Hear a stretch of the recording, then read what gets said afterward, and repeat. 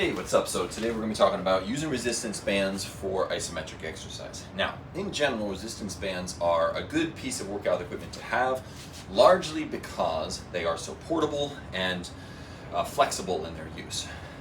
Having said that, they are generally not the ideal piece of equipment in order to get a workout from any one exercise. And the reason for that comes down to the force curve that they create versus the strength curve that your muscles have. So what that means is, obviously a band gets a lot harder, and almost it feels like exponentially harder as you push it out, right? It doesn't just slowly ramp up slowly, it sort of gets to a certain point and then suddenly it's twice as hard, and then you go a little further and it's now 4 times as hard, and then it's 8 times as hard. And the very end is so much harder than the very beginning that, it's not even like the same exercises in many cases. So there are some issues with it. Often the strength curve of your muscles doesn't line up with the force curve that is required to move the band. So not ideal, but still very useful. Having said that, for isometric exercises, for some of them, it is a really fantastic piece of kit to have, and there are a couple reasons for that. Now, basically, the major reason is that because in isometric exercises, you don't need to move through a range of motion. In fact, that's the whole point, is to not move through a range of motion. You don't have to worry about the force curve. All you need to do is find a spot along that curve and use that spot where the resistance is appropriate to your muscles and to the kind of isometrics that you're trying to do. Okay, so the way that I would use them is, you can do them both for yielding isometrics, which is where you're holding the fort, essentially holding ground against a resistance. So in that case, you don't need to apply all of the force you have. You're just applying enough to keep the resistance from winning the battle. Okay. You can also use them for overcoming, and I'll explain how to do both of these in just a second. Overcoming, again, is where you are basically using as much force as you possibly can, and the thing that you are using it against doesn't move. Okay. So I'm going to do this with an upright row. Take a look at this exercise, okay? So an upright row with a band, you're going to stand on the band, you're going to pull it up like this. Now, if I were to pull it up to here and just hold it here, this is a yielding isometric. However, if I were to pull it up as far as I can and then continue attempting to pull it up further like this,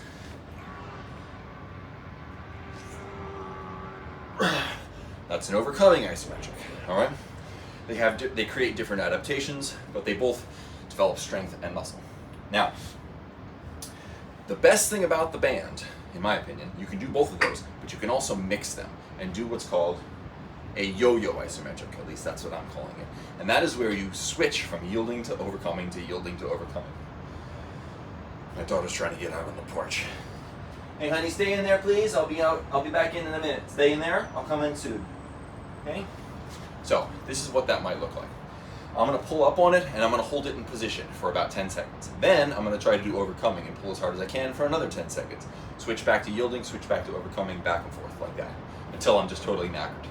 Okay, so up and yielding.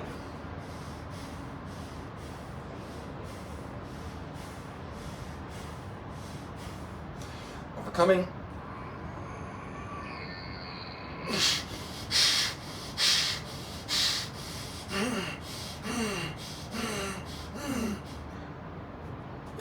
Yielding.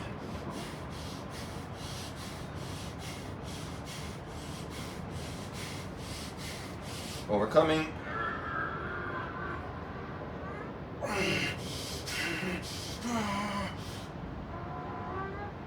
Yielding.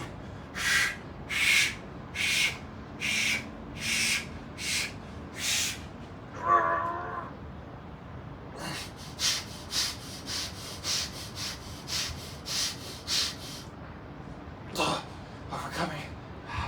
Yielding. Okay, now, at some point in there, it becomes hard to tell whether I'm doing yielding or overcoming, because I've taxed my muscles enough that now holding it in place requires all of the strength that I can produce. So even if I try super hard, it's still just being held in place and even reverting back, okay? So that would be a yo-yo isometric that you can do with a band. Now I have one caveat about using resistance bands for isometric exercises. First, actually two. First, they tend to work better for upper body exercises. I don't really use bands for lower body exercises. It's just, the force curve is too wonky on them, and there are other ways you can progress lower body. Switch to single leg, that sort of thing. And even just doing that, right, even if you don't have any weights, if you're doing slow Bulgarian split squats or single leg squats or something like that, it's gonna destroy you. You don't need a whole lot of weight to make that work, okay? The other thing is, this sort of training is gonna work better for pulling movements than it will for pushing movements, for the basic reason that when you're pulling something, your arms are close to your body, and thus you have a lot more control. When I'm pushing away from my body, let's say I'm doing a shoulder press with a band, okay, as my arms get further away, obviously the moment gets longer, and it gets harder to control the sort of wonkiness, the wiggliness of the band, the tendency of the band to wiggle, let's say. Okay, and so it's going to be taxing my stabilizing muscles, and I guess all muscles are stabilizing muscles, but you know what I mean, the sort of rotator cuff muscles and that sort of thing. So if I'm up here, you get this sort of shake, whereas you don't really have to worry about the shake as much when you're nice and close to your body, right? So it's not necessarily a bad thing. It doesn't mean you can't use resistance bands for pressing motions. It just means that you might end up taxing out your little tiny muscles that keep it from wobbling before you tax out the big ones that are actually doing the major gross movements, okay? And that might be good, if your shoulders aren't very strong or resilient. That might be a great thing to do. So I'm not saying that it's necessarily bad, it's just going to promote kind of a different adaptation. Okay, so there's some ideas about how you can use resistance bands for isometric exercises. Useful tool, not always the optimal tool, but work with what you got. And for this sort of thing that I just did there, they are pretty close to optimal, and they give you a lot of cool options. Thanks for watching.